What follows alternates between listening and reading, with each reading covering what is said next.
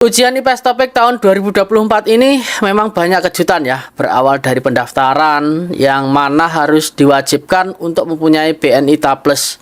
Meskipun mereka semua sudah mendapatkan buku tabungan, namun jika belum TA Plus, mereka belum bisa mendaftarkan sendiri. Jadi berbondong-bondong teman-teman untuk mencari, bahkan antri, bahkan teman-teman harus datang pagi di bank untuk mencari BNITA Plus.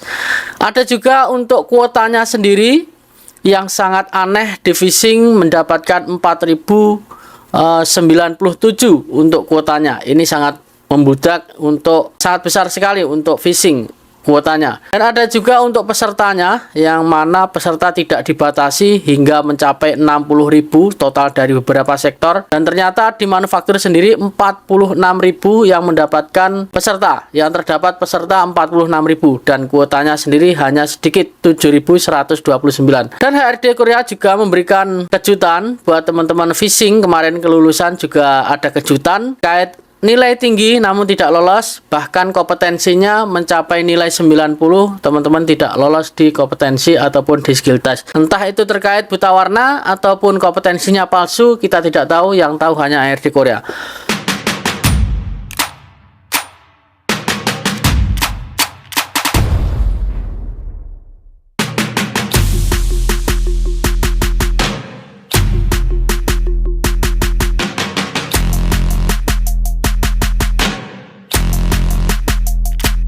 Manufaktur sendiri gelombang pertama juga banyak kejutan terkait nilai 92,5, bahkan yang 90 tidak lulus. Kuotanya hanya 3.630 yang diluluskan di tahap pertama. Jadi ini banyak kejutan. Jika diprediksi di tahun-tahun berikutnya, kita melihat karena banyak memprediksi di tahun berikutnya, kuota itu untuk kuota tahap pertama itu 1,5 ataupun bisa jadi 2 ya, dibanding 2 ya. Contohnya seperti ini, kalau 7.129 dibagi 2 kurang lebih 3.500. Jadi 3.500 dikalikan 1,5 kurang lebih bisa mencapai 5.000 untuk tahap pertama. Tapi ternyata HRD memberikan kuota hanya 1 saja dibanding 1 ya. Jadi tidak dikalikan.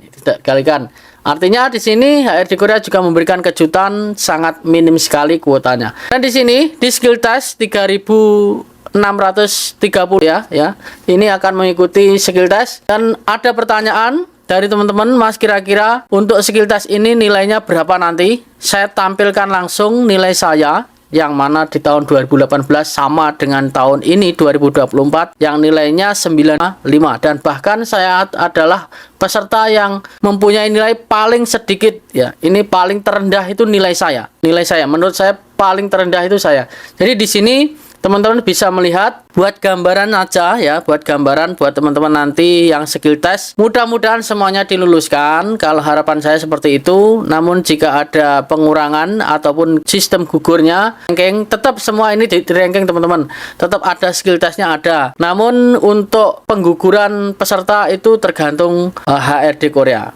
Nah, di sini saya akan tampilkan terkait nilai saya teman-teman. Baik, di sini bisa kita lihat ya, saya tampilkan. Di tahun 2018 saya mendapatkan nilai 92,5 ya, 92,5, dan skill testnya mendapat 84, 177,5 itu total keseluruhan, dan kompetensinya 1.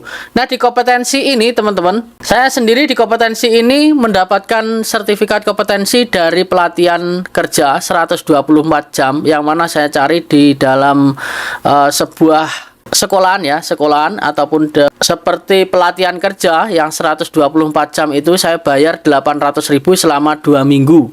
Dan 2 minggu, dan ternyata nilainya hanya 1 saja. Kompetensi menambah nilai 1, dan di sini sangat menentukan hasil kelulusan juga di sini. Karena di sini ada skill test saya 84, itu ditambah 1 menjadi 85 ya, 85, dan total keseluruhan menjadi 177,5. Ini bisa jadi gambaran buat teman-teman untuk skill test nanti jika mendapatkan nilai 85. Dan bagaimana caranya mendapatkan 85 ini, Mas? Yang satu dari kompetensi, dan yang 84 ini dari keterampilan atau skill test sendiri. Jagisoge yang pertama saya hanya dapat mendapatkan soal kesalahan yang dipertanyakan dari HRD Korea itu saya salah dua ya, salah dua dari gambar dan juga pertanyaan, ditanya langsung. Kalau kamu sakit nanti mau kemana gitu ya. Saya Byowon Kayo, tapi di situ disuruh menjelaskan harus izin terlebih dahulu ya, izin terlebih dahulu kepada Sajang dan lalu pergi ke Byongwon seperti itu. Ternyata seperti itu. Kalau saya kemarin jawabnya hanya pergi ke Byongwon situ aja, jadi harus lengkap. Dan yang kedua saya gambar untuk Jagi Soge, gambarnya saya salah yang Dorore gitu ya, kerean itu ya, saya lupa itu, seingat saya lupa, dan itu harus mendapatkan nilai tersendiri untuk kesalahan itu.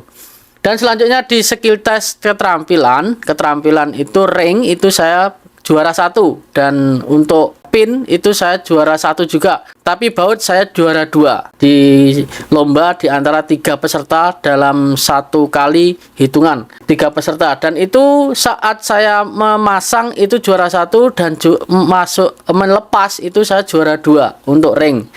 Pin juga seperti itu, saya juara 1 melepas juga, dan untuk skill test baut itu saya tetap juara 2 di skill test ketika melepas. Jadi teman-teman bisa menggambarkan sendiri terkait nanti nilainya. Selanjutnya di fisik ya, fisik saya kecil sekali fisik teman-teman, genggaman tangan dan juga punggung itu kecil, tapi tidak terlalu kecil, sewajarnya ataupun sama dengan postur tubuh saya dan juga berat badan saya. Jadi buat teman-teman, mudah-mudahan ini skill testnya lancar dan mendapatkan nilai minim seperti saya dan lolos di ujian IPS topik manufaktur gelombang pertama.